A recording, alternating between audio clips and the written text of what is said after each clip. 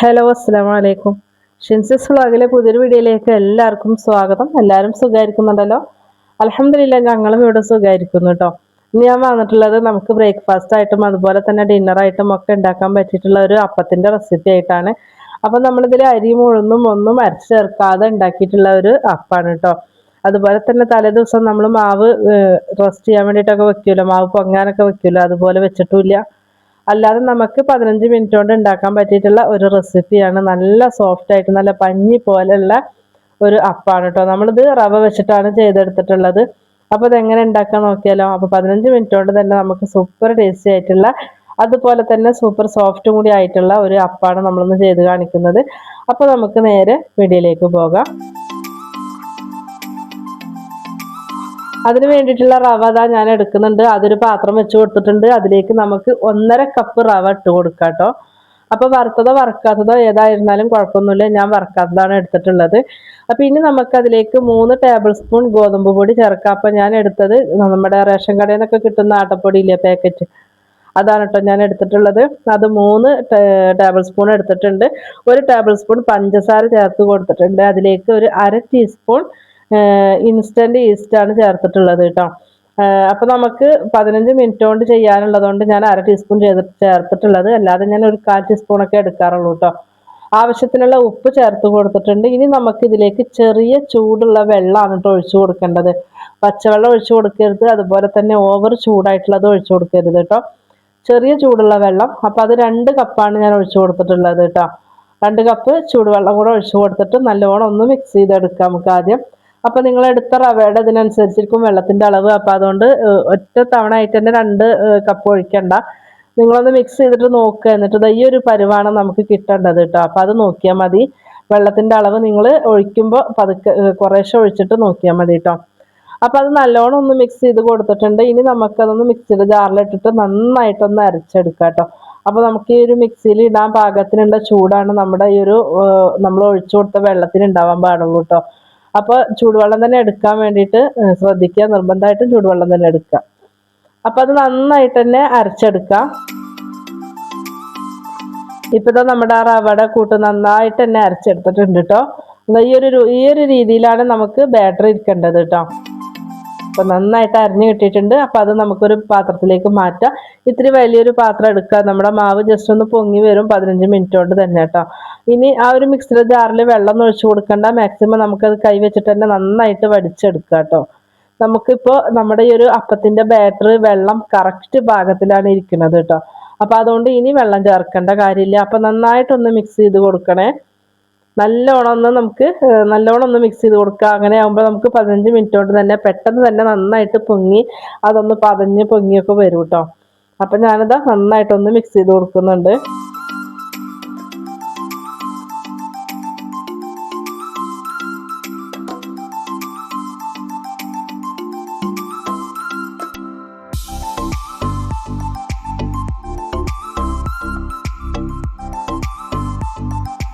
ഇത് നന്നായിട്ട് മിക്സ് ചെയ്തിട്ടുണ്ട്. 15 മിനിറ്റ് നമുക്ക് റെസ്റ്റ് ചെയ്യാൻ വേണ്ടി വെക്കാം കേട്ടോ. അപ്പോൾ ആ ഒരു സമയം നമുക്ക് കറികളൊക്കെ ഉണ്ടാക്കാൻ ആ ഒരു സമയത്തിന് നിന്നാൽ മതി. അപ്പോൾ അപ്പോഴത്തേക്കും നമ്മുടെ മാവ് കണ്ട നന്നായിട്ട് പതഞ്ഞൊന്ന് പൊങ്ങിയൊക്കെ വന്നിട്ടുണ്ടാവും കേട്ടോ. 15 മിനിറ്റ് തന്നെ മതിയാകും. നമ്മുടെ മാവ് നല്ല സോഫ്റ്റ് ആയിട്ട് തന്നെ വന്നിട്ടുണ്ടാവും കേട്ടോ. അതിനുശേഷം നമുക്ക് ഇത് അപ്പം ചുട്ടെടുക്കാം. അപ്പോൾ ഇത് കണ്ട നന്നായിട്ട് പൊങ്ങി വന്നിട്ടുണ്ട്. അപ്പോൾ 1/2 ടീസ്പൂൺ ആണ് ഈസ്റ്റ് ഞാൻ ചേർത്തിട്ടുള്ളത് കേട്ടോ. ഇൻസ്റ്റൻറ്റ് ഈസ്റ്റാണ് ചേർത്തിട്ടുള്ളത്. അപ്പോൾ ഇത് ഇനി ഓവറായിട്ട് ഇത് കുത്തി ഇളക്കണ്ട. നമ്മൾ ഉപ്പൊക്കെ ചേർത്തിട്ടുള്ളതാണ്. അപ്പോൾ അതുകൊണ്ട് ഇനി വല്ലാണ്ട് ഇളക്കേണ്ട കാര്യമില്ല കേട്ടോ. അപ്പോൾ ഇത് ഒന്ന് ജസ്റ്റ് ഒന്ന് മിക്സ് ചെയ്ത് കൊടുക്കുക. എല്ലാം കൂടെ ജസ്റ്റ് ഒന്ന് മിക്സ് ചെയ്ത് കൊടുക്കുക കേട്ടോ. അത്രയും മതിയാകും. അപ്പോൾ ഇനി ഞാൻ അപ്പം ചൂടുന്നത് നമ്മുടെ ദോശച്ചട്ടിയിലാണ് കേട്ടോ. അപ്പോൾ അതുകൊണ്ട് ദോശച്ചട്ടി വെച്ച് കൊടുത്തിട്ടുണ്ട്. അതിലേക്ക് നമുക്ക് ഇത്തിരി എണ്ണയൊക്കെ ഒന്ന് തടവി കൊടുക്കാം കേട്ടോ. അപ്പോൾ നിങ്ങൾ നോൺ സ്റ്റിക്കിൻ്റെ പാനിലാണെങ്കിൽ അങ്ങനെ ഉണ്ടാക്കാം. നമ്മുടെ സൗകര്യത്തിന് ചെയ്താൽ മതി. അപ്പോൾ ഞാൻ ഇത്തിരി എണ്ണയൊക്കെ തടവി ഉണ്ടാക്കാൻ വേണ്ടിയിട്ട് ഞാൻ ദോശച്ചട്ടിയാണ് വെച്ചിട്ടുള്ളത് കേട്ടോ. നല്ല എണ്ണയാണ് കേട്ടോ ഞാനിപ്പോൾ ഇതിൻ്റെ ദോശച്ചട്ടിയിൽ സ്പ്രെഡ് ചെയ്ത് കൊടുക്കുന്നത്. ഇനി നമുക്ക് നമ്മുടെ മാവ് കുറേശ്ശെ കോരി ഒഴിച്ചിട്ട് നിങ്ങൾക്ക് ഇതുപോലെ ഒന്ന് പരത്താത്ത രീതിയിൽ ഉണ്ടാക്കണമെങ്കിൽ അങ്ങനെ ഉണ്ടാക്കാം. അപ്പം ഞാൻ ജസ്റ്റ് ഒന്ന് പരത്തി കൊടുക്കുന്നുണ്ട് കേട്ടോ. ഞാൻ 2 തരത്തിൽ ഉണ്ടാക്കുന്നുണ്ട്. അപ്പോൾ അത് നല്ലോണം ഒന്ന് പരത്തിയിട്ടും ചെയ്യുന്നുണ്ട്, പരത്താണ്ടേ ചെയ്യുന്നുണ്ട് കേട്ടോ. അപ്പോൾ ഇത് കണ്ടോ, നല്ല ചൂടായിട്ടുള്ള ചട്ടിയിലാണ് നമ്മൾ ഒഴിച്ചു കൊടുക്കേണ്ടത് കേട്ടോ. അപ്പോൾ ഇത് നിറയെ ഹോൾസൊക്കെ വന്ന് നല്ല കംപ്ലീറ്റ് ആയിട്ടുണ്ട്. അപ്പോൾ ആ ഒരു സമയം നമുക്ക് മൂടി വെച്ച് കൊടുക്കുക. ഇപ്പം നമ്മൾ ആദ്യം ഒഴിച്ചു കൊടുത്തിട്ടുള്ള ആ ഒരു അപ്പം റെഡി ആയിട്ടുണ്ട് കേട്ടോ. നല്ല സോഫ്റ്റ് ആയിട്ടുള്ള അപ്പാണ് കണ്ടത്. നമ്മൾ തേങ്ങയോ ചോറോ ഒന്നും ചേർത്തിട്ടില്ല, അല്ലാതെ തന്നെ നമ്മൾ ഉണ്ടാക്കി എടുത്തിട്ടുള്ള അടിപൊളിയായിട്ടുള്ള അപ്പാണ്. അപ്പോൾ ഇനി നമുക്ക് അടുത്തത് ഉണ്ടാക്കാം.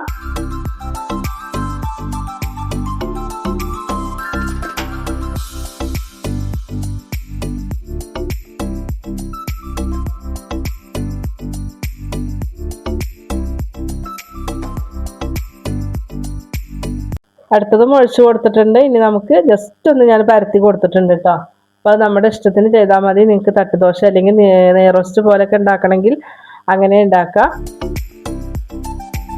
അല്ല, മൊരിഞ്ഞിട്ടുള്ള നെയ്റോസ്റ്റ് നമുക്ക് കിട്ടും കേട്ടോ. അപ്പോൾ അതാ ഇതും കംപ്ലീറ്റ് ആയിട്ട് ഹോൾസ് ഒക്കെ വന്നിട്ടുണ്ട്. ഇനി ഞാനിതാ ജസ്റ്റ് ഒന്ന് മൂടി വെച്ച് കൊടുക്കുകയാണ്. ഇപ്പോൾ നമ്മുടെ രണ്ടാമത്തെ അപ്പം റെഡി ആയിട്ടുണ്ട്.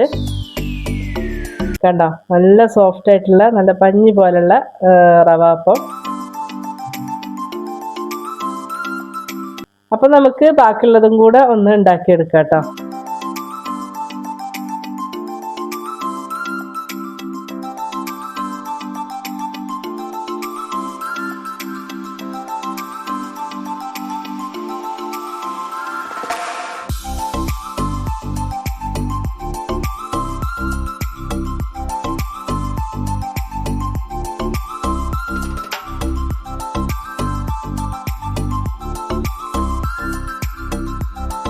അത് കണ്ടാൽ നമുക്ക് അതും ആയിട്ടുണ്ട്. അപ്പോൾ നമ്മളിതാ റവ വെച്ചിട്ട് നല്ല സോഫ്റ്റ് ആയിട്ട് നല്ല പഞ്ഞി പോലുള്ളത് അപ്പം റെഡി ആക്കിയിട്ടുണ്ട്. തേങ്ങയും ചോറും അതുപോലെ ഉഴുന്നോ അല്ലെങ്കിൽ അരിയോ ഒന്നും ചേർക്കാതെ ഉണ്ടാക്കിയിട്ടുള്ള നമ്മുടെ പഞ്ഞി പോലുള്ള അപ്പാണ്. അപ്പോൾ എല്ലാവരും ട്രൈ ചെയ്ത് നോക്കുക കേട്ടോ. ഇതുപോലെ ഉണ്ടാക്കി നോക്കാത്തവരുണ്ടെങ്കിൽ ഒന്ന് ഉണ്ടാക്കി നോക്കുക. അതുപോലെ തന്നെ നമ്മുടെ വീഡിയോസ് കാണുന്നതിൽ പുതിയതായിട്ടുള്ള കൂട്ടുകാരുണ്ടെങ്കിൽ പ്ലീസ് ഒന്ന് സബ്സ്ക്രൈബ് ചെയ്തിട്ട് സപ്പോർട്ട് ചെയ്യണം കേട്ടോ. വീഡിയോസ് കണ്ടുകൊണ്ടിരിക്കുമ്പോൾ ഒന്ന് ലൈക്കും കൂടെ അടിക്കാൻ വേണ്ടിയിട്ട് മറക്കല്ല കേട്ടോ. നിങ്ങൾക്ക് യൂസ്ഫുൾ ആയിട്ടുണ്ടെങ്കിൽ നിങ്ങളുടെ ഫ്രണ്ട്സിനും ഫാമിലിക്കും ഒക്കെ ഒന്ന് ഷെയർ ചെയ്ത് കൊടുക്കാനും കൂടിയിട്ട് മറക്കല്ല കേട്ടോ. അപ്പോൾ റവ വെച്ചിട്ട് ഇതുപോലെ അപ്പം ഉണ്ടാക്കി നോക്കാത്തവർ ഒന്ന് ഉണ്ടാക്കി നോക്കുക, എന്നിട്ട് ഫീഡ്ബാക്ക് തരിക. നമ്മുടെ മക്കൾക്കൊക്കെ ലഞ്ച് ബോക്സിൽ ഇപ്പോൾ രാവിലത്തെ ബ്രേക്ക്ഫാസ്റ്റ് കൊണ്ടുപോകുന്ന മക്കളുണ്ടെങ്കിൽ അവർക്കാണെങ്കിലും ഇത് ഒത്തിരി ആയിട്ട് ഇഷ്ടപ്പെടും കേട്ടോ. ഇതിൻ്റെ കൂടെ നമുക്ക് എന്ത് കറിയാണെങ്കിലും അടിപൊളി തന്നെയാണ് കേട്ടോ. മുട്ടക്കറി ആയാലും ചിക്കൻ കറി ആണെങ്കിലും എന്താണെങ്കിലും സൂപ്പറാണ്. അപ്പോൾ എല്ലാവരും ട്രൈ ചെയ്ത് നോക്കുക കേട്ടോ. നല്ല സോഫ്റ്റ് ആയിട്ടുള്ള ഒരു റെസിപ്പിയാണ്. നമ്മൾ റവ വെച്ചിട്ടും ഒക്കെ വെറൈറ്റി ആയിട്ടുള്ള റെസിപ്പി അപ്ലോഡ് ചെയ്തിട്ടുണ്ട്. അപ്പോൾ അതും കൂടെ ഒന്ന് കണ്ടു നോക്കുക കേട്ടോ. നിങ്ങളൊന്ന് ഉണ്ടാക്കി നോക്കണം കേട്ടോ.